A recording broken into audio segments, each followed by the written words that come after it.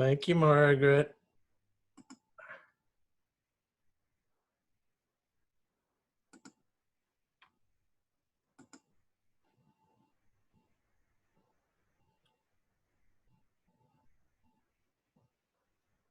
Okie dokie, welcome one and all. Here we go, starting our second year. What are we going to do today? Today we are going to complete the learning about contemplation meditation. We're going to continue our study of mindfulness and do what and learn what Bhante calls the fundamental activities of mindfulness, which is a little bit misleading, and we'll find out, but it's fabulously interesting. And we're also going to draw parallels to Jewish living with what he says. So that'll be very, very, very interesting. You know where we are. We've gone through a number of different methods. We're now looking at the method of contemplation meditation. And we have a bunch of good ones coming up. So keep your seat belt buckled. Let us now finish up the contemplation meditation, starting right here. What does Rabbi Kaplan say about that? Let us see. He's talking about contemplating a lamp or a candle.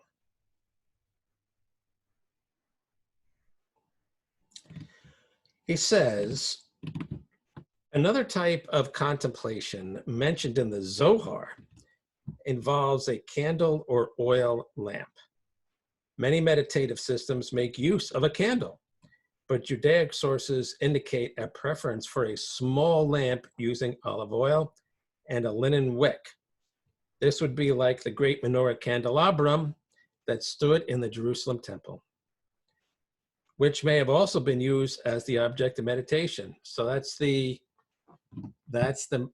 candelabrum in which the oil lasted 8 days, as we say, for Hanukkah. And he's also adding that the priests, or whoever, I guess the priests at the time, could have used it as an object of meditation. Olive oil has a particularly pure white flame that draws the gazer into its depths. Of course, if such a lamp is not available, a candle may be used instead, since the main thing is the flame. And as we mentioned last week, as an aside, that's why it's preferable to have an oil lamp with a linen wick when you're Chanukiah. The Zoharic literature, and he quotes the source, teaches that in contemplating a flame, one should be aware of its 5 colors: white, yellow, red, black, and sky blue. These are the colors that one should see when deeply contemplating the flame of a candle or oil lamp. Now, I have to say, this is news to me. I haven't done much flame or candle meditation myself, but that seems really interesting that Rabbi Kaplan is saying that these 5 colors can become readily apparent in your contemplation of the flame: white, yellow, red, black, and sky blue. On an intellectual level, this is impossible to understand. Oh, that's why it's so hard. When you simply look at a flame, you may see white, yellow, and red, since these are the natural colors of fire. Even the black may not be that difficult to understand, since it can be seen as the darkness around the flame. Oh, that's a good point. As we have seen, darkness itself plays an important role in the meditative experience. However, the sky blue color appears to present difficulty. There is no evidence whatever of this color in the flame of a candle or lamp. Furthermore, from the context of the Zoharic teaching, it appears that this color appears outside and beyond the black, which is the darkness around the flame. So get this. He's talking about red, yellow, and white in the flame, black around the flame, and sky blue around the black.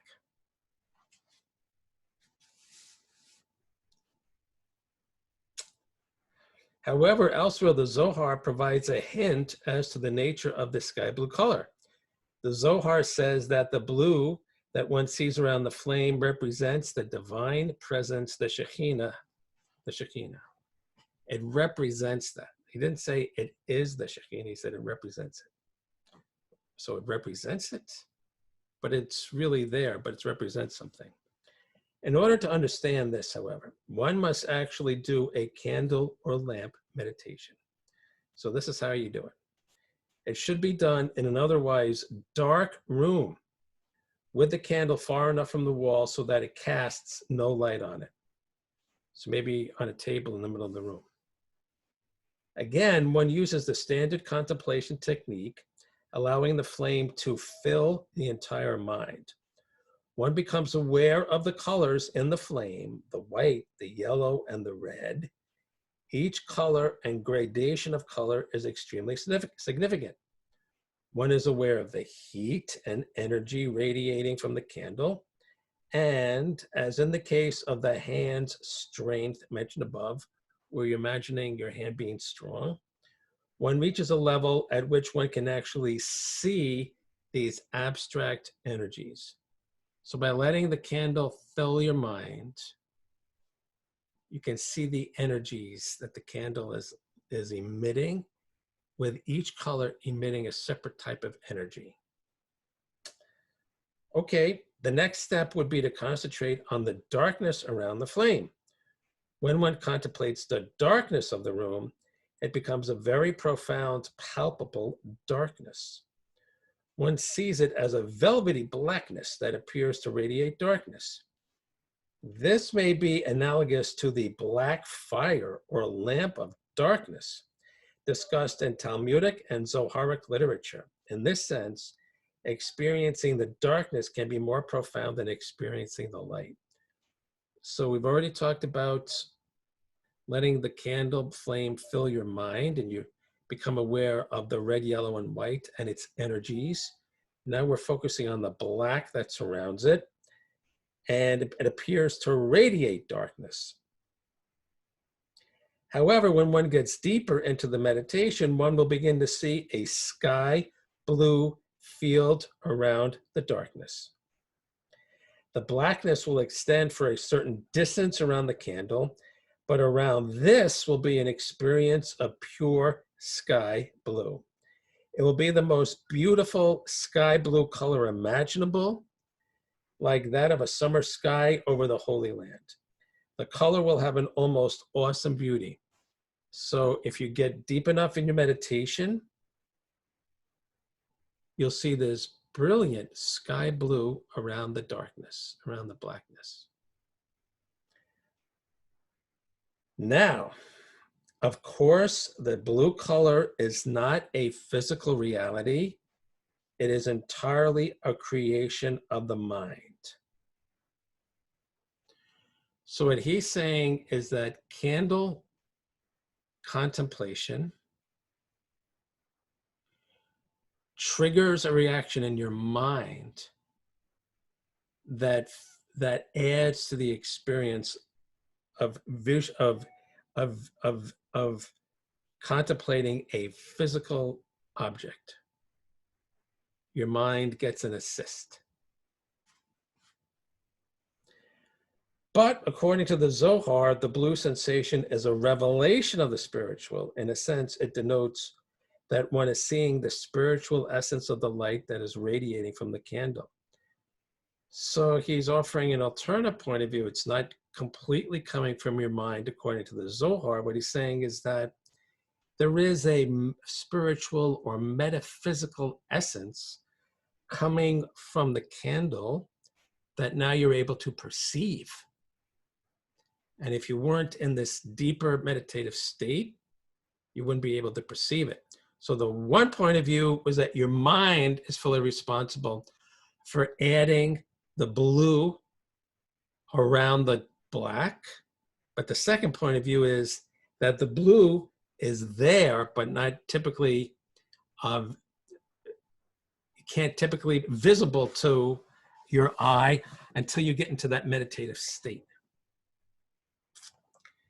There are sources that indicate that in more advanced meditative techniques, it is possible actually to see visions in this blue field. Furthermore, in conjunction with the revelation at Sinai, when the Israelites had a vision of the divine, and he's quoting the Shemot, they saw under his feet like a brickwork of sapphire. Similarly, when the prophet Ezekiel saw the throne of glory, he described it as being the color of the sapphire. Thus, blue is always a color associated with vision and prophecy. So looking at the candle, say it's on a table in the middle of the room, and we're letting it fill our mind, and we're able to see the red, yellow, white colors. As we go deeper, we're able to detect energy being given off by each color. Then we're able to see this black color that surrounds these three. Then one of two things is happening according to his sources. We are seeing, in both cases, we are seeing a blue color around the black. And either that's because our mind is filling in the blue, or the blue is already there in a dimension that's not typically seen, but because we're in a meditative state, we see the blue. And then, depending on how deep we go, there could be a vision in the blue. And he backs us up with Torah sources about their blue being associated with vision and prophecy. Obviously, you have to be well practiced, consistently, regularly, and be able to get into a deep state when this happens. This type of candle meditation is important for a number of reasons. First, it gives us an experience of black fire and radiating darkness, both of which are important concepts of Kabbalistic sources. As we shall see, black fire plays an important role in other types of Jewish meditation. Let's see if we get to those. Second, and here's something really interesting, in learning how to see the blue aura around the candle, one can learn how to see auras in general. An aura is a bluish field that appears around people and other objects. To see such an aura, one can begin by gazing at one's hand against a blank wall or a clear blue sky. One will eventually see something like an area of color that somehow feels different than either the object or the background. This blurred area of color appears to extend outward from 1/8 to 1/4 of an inch from the object. At first, it may be difficult to see, but with practice, the aura becomes highly evident. Contemplation dramatically increases one's ability to see it. So now he's bringing the idea of aura. He's saying that the blue color that we see around the black that's around the red, white, and blue of the candle is an aura. And by looking and by being able to perceive that blue aura around the blackness that's around the candle, we are developing the skill at seeing auras elsewhere. Some kind of energy field, like 1/8 to 1/4 inch away from the object. And he says it's blue. Now, I've known people who can see auras, and I am reasonably sure that they have seen different colors related to your energy, related to your emotions. So we'll have to dive into that at some point. In Kabbalistic sources, this aura is known as the Tselem. There were some spiritual masters, such as the Ari, who could determine the state of a person's spiritual health on the basis of the aura.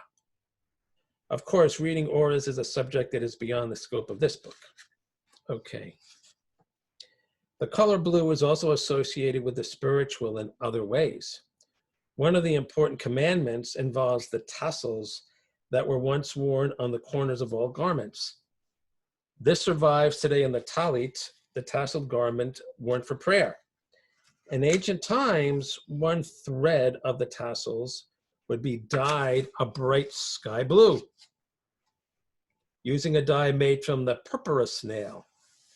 Although it is no longer used, the blue was seen as highly significant.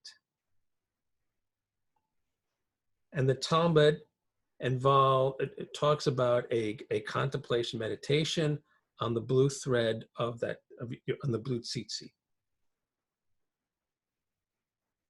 And there are people that have the blue thread in the tzitzit.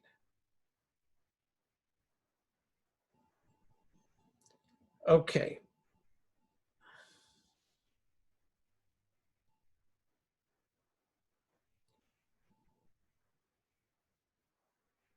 One last point. It is also significant that in Kabbalah sources, this sapphire blue color is also associated with the third eye. One reason is that this color is seen not with the physical eyes, but with a mental or spiritual eye. In this blue, one can see visions that are invisible to the physical eyes. So that explains how we can see something that you can't usually see, meaning that, remember, the second explanation for the blue aura that he gave was that it's always there, but we don't usually see it when we visually look at objects. So how can we see it now? What is it about the meditation that's enabling us to see this blue aura? His explanation is that it's opening the third eye. And that is giving you a more profound perception, a keener perception, so that you can see things that normally physically you don't see. Now, I will add that in the meditation that we do, where we breathe in and out of our nose, we follow the airflow through our nostrils. What I do is I follow my breathing through my third eye. And that's how Sifu trained us to do this. And it takes everybody a very long time to do that. But the reason is because he wants us to be able to activate our third eye. And the reason why you want to activate the third eye is that it increases your perception of what's going on around you. In a combat situation, it enhances your ability to see where the threat is, but it also gives you a higher level of skill of visualization and spiritual perception as you do your spiritual work on yourself.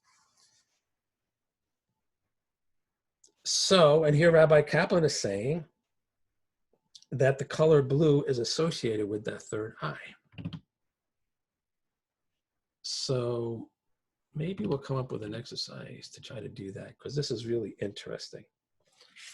All right, the rest of what he says has to do with, in this chapter, in the contemplation meditation, has to do with contemplating God's sacred name, which I'm not going to get into because it's too esoteric, and I am really not prepared to wrestle with it. Maybe at some point we will be, but I'm going to leave well enough alone on that. He has like a bunch of pages on it. But having said that, the next week we're going to start visualization as a companion to this contemplation. Okay. Now, you're going to find this part pretty interesting. Let's go down to Bhante.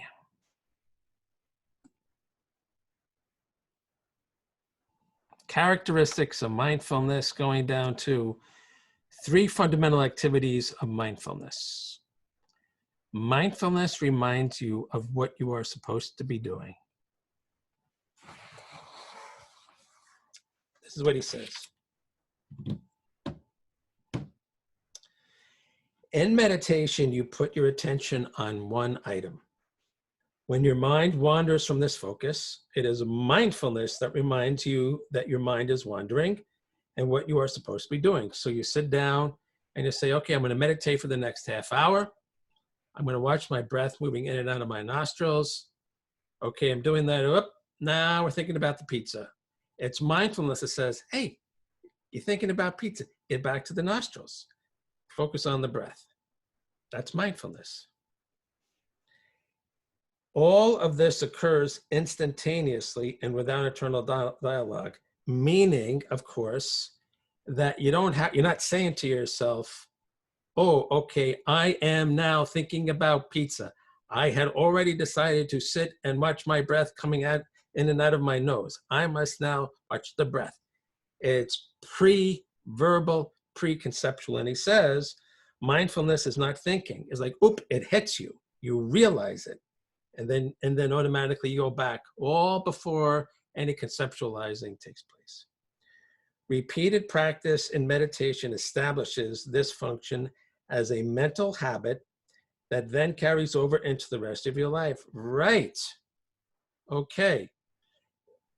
You have mindfulness when you drive. You get in the car and you start the car and you're going to drive to the store. And it's mindfulness that keeps you from saying, oh, wait a minute, I'm sitting here. Why don't I just stretch out my legs and eat a sandwich? No, you're not going to stretch out your legs and eat a sandwich. You're driving the car. Mindfulness reminds you, hey, I'm driving a car. A serious meditator pays bare attention to occurrences all the time, day in, day out, whether formally sitting in meditation or not. Okay, now we see how he's describing, whether you're in combat or whatever you're doing. You said, this is what I'm doing now. Mindfulness keeps you there. This is a very lofty ideal toward which those who meditate may be working for a period of years or decades. Right. Even the best, at least maybe not at the top of the field, but even advanced meditators get distracted.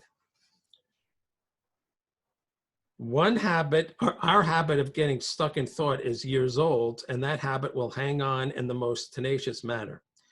The only way out of it is to be equally persistent in the cultivation of constant mindfulness, constantly meditating.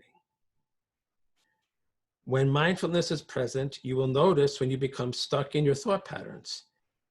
It is that very noticing that allows you to back out of the thought process and free yourself from it. Right. Mindfulness then returns your attention to its proper focus. If you are meditating at that moment, then your focus will be the formal object of meditation, like we just said. If you are not in formal meditation, it will be just a pure application of bare attention itself, just a pure noticing of whatever comes up without getting involved. This comes up, and now this, and this, and this. Mindfulness takes place when you're having a conversation with somebody and your mind wanders and you realize, oh, wow, he's talking still. I got to listen. That's mindfulness.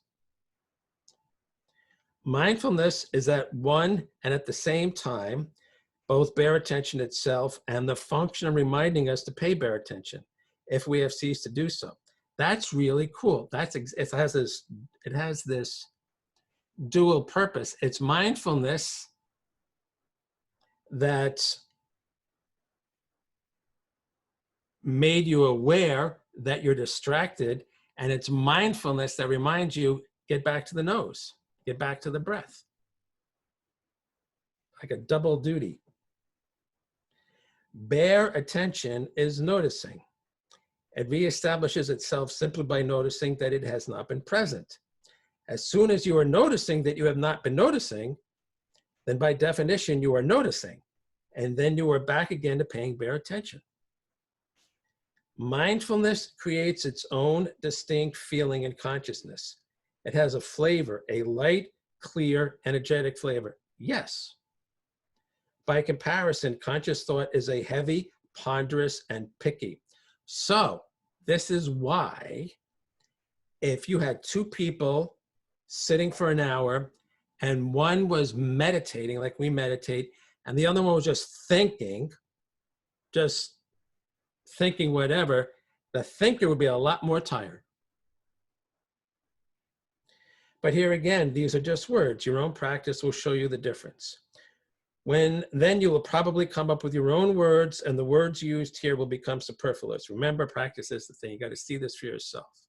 Okay, now, okay, mindfulness reminds you of what you are supposed to be doing. And once you use that definition, you realize how important mindfulness is to daily Jewish living. We just talked about tzitzit.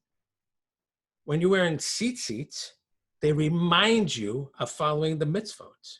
That's what it's supposed to do. You're like, be a good guy, be a good girl. You're supposed to be a mitzvah observer. The tzitzit, lo taturu achrei levavchem ve'achrei einechem. Don't go distracted over the desires and everything. You just like stick to your business. We want us to be mindful of the commandments, and that's why we wear the tzitzit.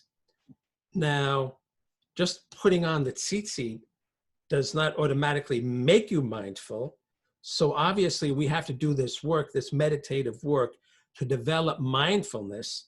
But wearing the tzitzit is a reminder of what we're supposed to be mindful of. Another example, Shabbat candles. You light the Shabbat candles, and it has many different meanings to people. But one is, it's a reminder that it's Shabbat. So you put the candles, you light the candles, and you walk through the room. It's a reminder, hey, this is Shabbat. It's not Tuesday. So that's mindfulness. Things like this. So if you think of various, and what about the mezuzah? The mezuzah, it reminds you that this is a house, this is an abode, this is a room in which the commandments are followed. So again, you have to develop the mindfulness as a specific task, but in Jewish living, we have these reminders all over the place of what we're supposed to be mindful of, and it keeps us on a track, right? So you could apply the same thing to brachot, and it's all over the place, these reminders of what we're supposed to be doing. That we have a religion full of this stuff. And that's what that is. And so you could see from that point of view how important mindfulness is to a Jew. And it would be to anybody that's following any path. You need reminders along the way of what you're supposed to be doing on that path. But again, the reminders aren't what develops the mindfulness. And that's the thing. You have to develop mindfulness through these meditative techniques. And then whatever path you're following, the reminders help you stay mindful. Okay, that's what this is about. And I think it's one of the coolest things I've come across.